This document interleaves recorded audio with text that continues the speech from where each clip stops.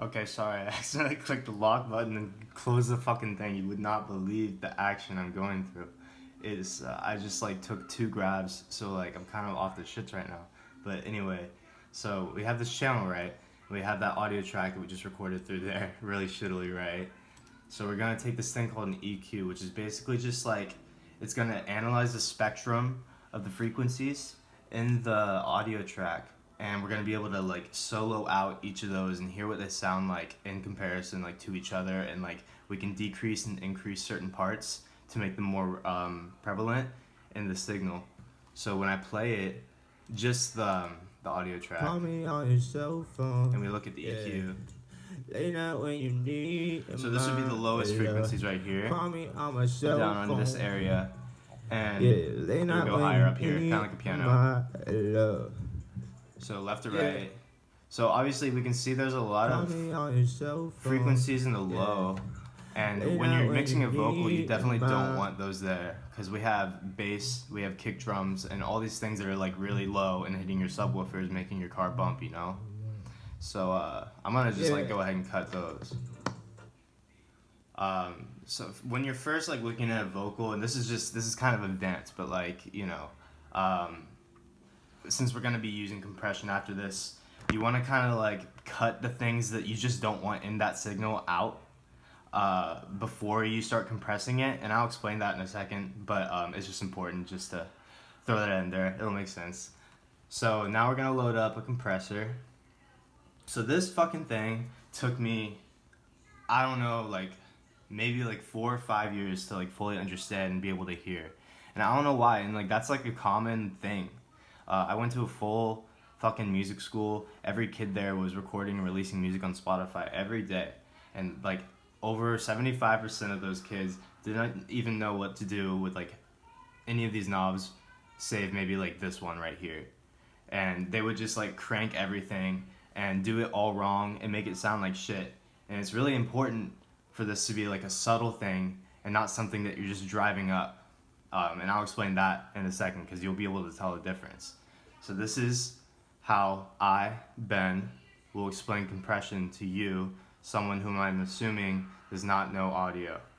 So I've already explained that there's dynamic range in the audio signal, and that's basically what we're going to be talking about here. This is just kind of like controlling volume in a way. So you have an audio signal, right?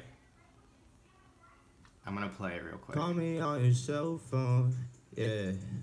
Late night when you And need let's see if I can my bypass love. this. Call me on my cell phone.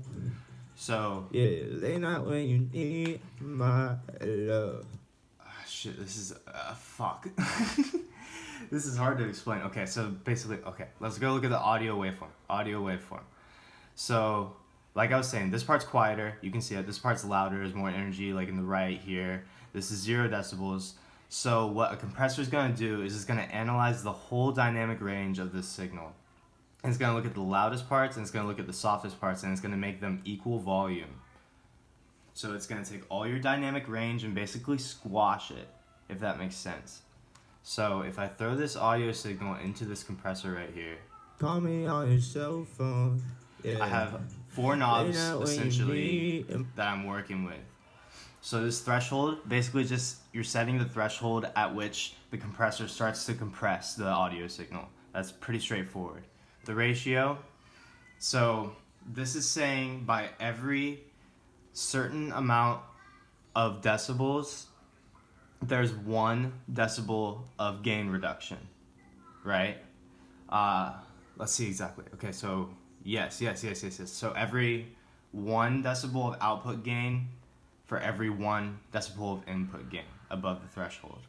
So honestly, that's like, these are the technical terms. It's just better if you like look at it hands-on. That's what I had to learn, and that's what people don't tell you, I feel like, and they don't show you exactly just like the difference between a compressed audio signal and one that's not compressed, and making it very, very exaggerated.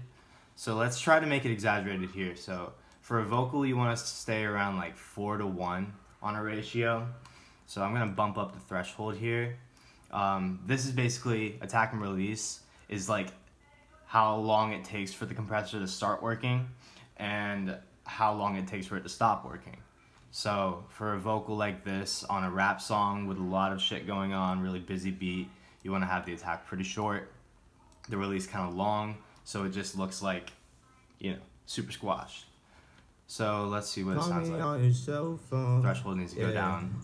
Late night That's when that you dash line right need there. my love. Call me on my cell phone. Okay, so now we got a Yeah, super late night compressed when signal. you I can probably compress it need more. my love. Now I'm gonna turn up the gain a little bit.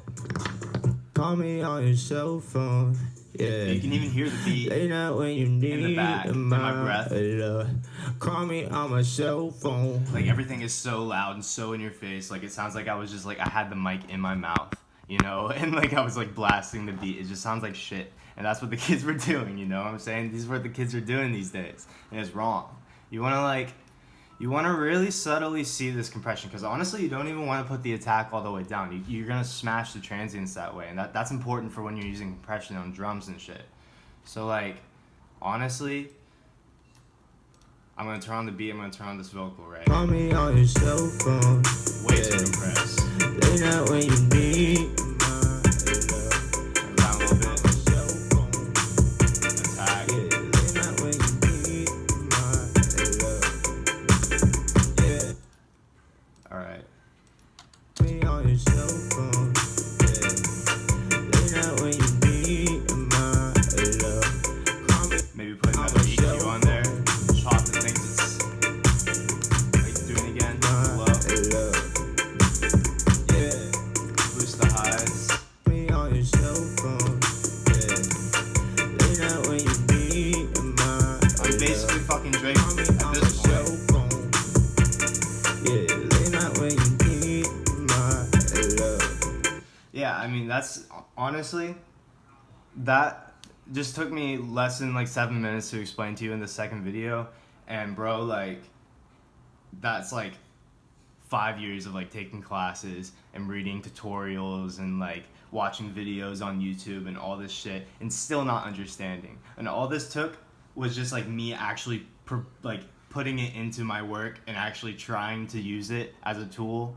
And like, I don't know, it's just like people try to overcomplicate this shit, but really, honestly, anyone can do music, anyone can produce, anyone can do beats, anyone can sing, anyone can play instruments. You just gotta like put your mind to it and believe you can do it and have a lot of confidence in yourself, because like, I mean, it's like a great way to remove stress. It's a great way to like promote positivity, promote messages, and bro, dude, it's fun. It looks like a fucking video game.